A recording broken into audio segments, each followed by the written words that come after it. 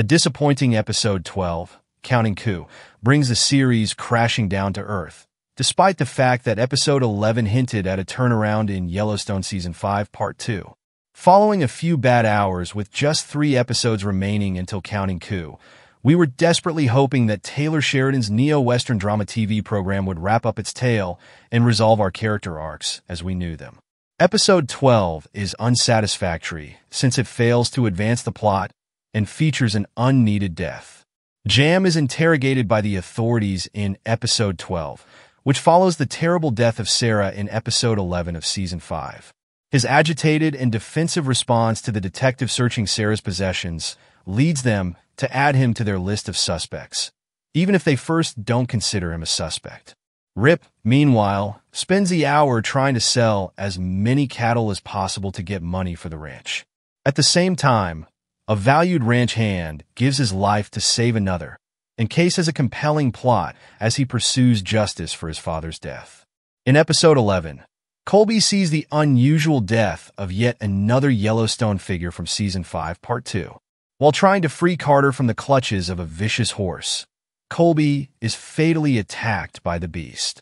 Carter shoots the horse in an attempt to save the ranch hand, but he misses. Nearly every character, notably Call's best buddy Ryan and lover Taa, is devastated by his departure. Despite the evident sadness, Colby's death has no impact because of the deaths in Part 2. Plus, it is just superfluous. The deaths of characters on television lose their dramatic power when they occur frequently. The demise of John Dutton in the second episode of Yellowstone's 5th season had a profound impact on the show's plot and characters. Then the stunning and seemingly fortuitous death of Sarah at the end of Episode 11 altered the course of events. When both characters die, Colby's death becomes less significant. It would have been much easier to skip Colby's death since it adds nothing to the plot, while Tia will feel the effects. The arc of Yellowstone Season 5 will remain unaffected by Colby's death. Yellowstone Season 5, Episode 12, is unremarkable, with the exception of Colby's demise and Case's behavior towards the hour's conclusion. Since there isn't much left leading up to Counting Coup as a whole, Taylor Sheridan is squandering time before the series' conclusion. The neo-Western drama has to make the most of every second because there are just 2 episodes left. Episode 12 appears to disprove that idea, though, with its listless and uninspired moments. Despite being 2 of the most pivotal characters in the show's last story, Beth and Jamie are hardly featured in the episode, opting instead to end their conflict following Sarah's passing. Counting Coup offers no resolution for either of them. Consequently, we are less invested in Beth and Jamie's future because their feud is fizzling out.